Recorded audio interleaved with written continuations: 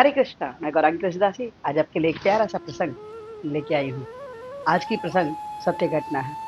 सत्य घटना हमारे जीवन में ऐसी ऐसी घटनाएं घटती हैं लोगों के साथ कि उसको देख कर लगता है कि हमें भी चीजों से सीखना चाहिए।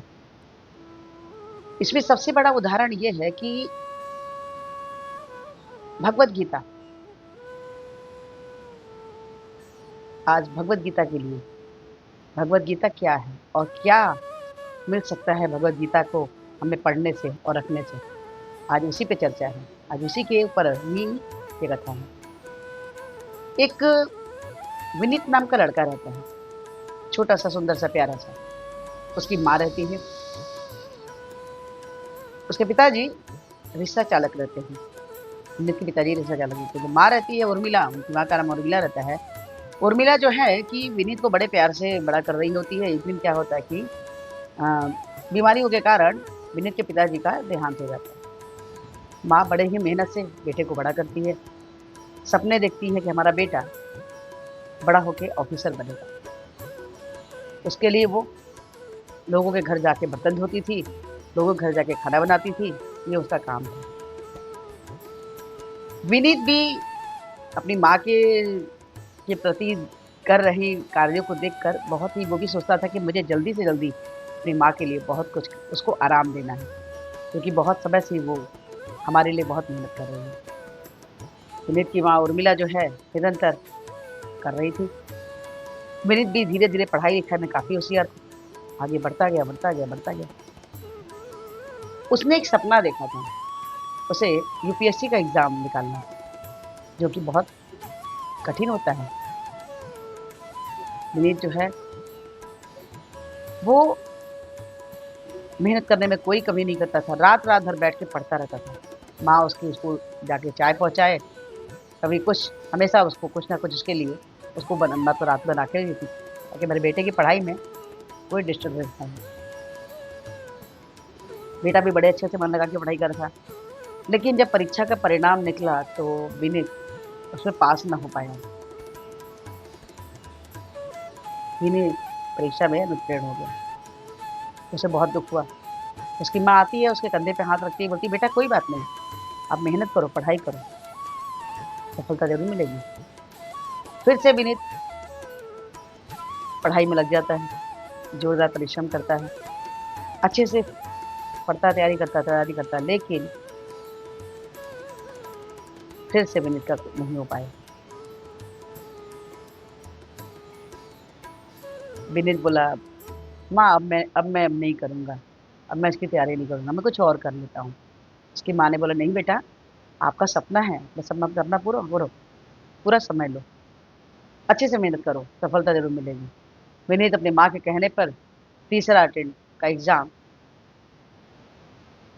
दिन रात मेहनत करके, लगातार मेहनत करके विनीत ने परीक्षा की तैयारी की।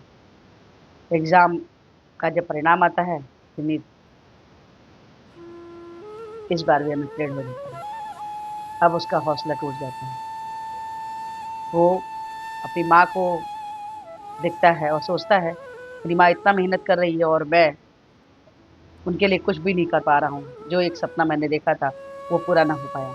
विनीत बहुत उदास हुआ। उदास होकर अपने घर के छत पे जाता है और वो विचार ही कर रहा था कि मैं क्या करूँ।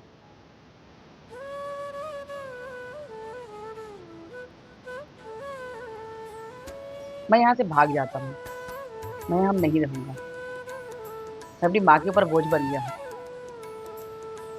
मैं जीवन से भाग जाता हूँ।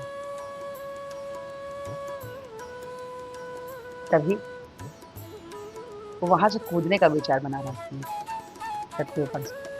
तभी उसकी माँ आती है, बोलती बेटा। बेटी की बात को सुनकर बेटा पलटता है, अब उसके आंख में आंसू भरे थे। बोले क्या बात है, क्यों दुखी हो? परिणाम अच्छा नहीं निकला इसलिए? तुम्हारे पिताजी एक बुक पढ़ते थे, इसे तुम पढ़ो।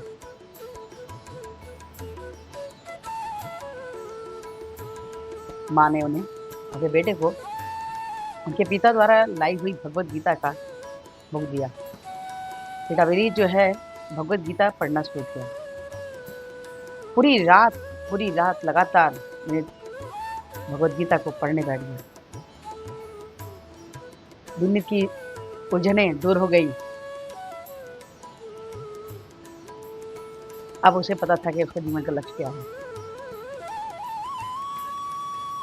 भगवद गीता जब भी कभी उसे कोई कुछ लगता था, उलझन होता था, तुरंत भगवद गीता पढ़ता था। भगवद गीता ने उसके जीवन में प्रकाश ले आई। अंधकार में डूबा हुआ मरीज इस बार जब एग्जाम देने के लिए गया तो अब परिणाम की चिंता बिना किए उसने मेहनत की, कर्म किया और विनीत एग्जाम में पास हो गया।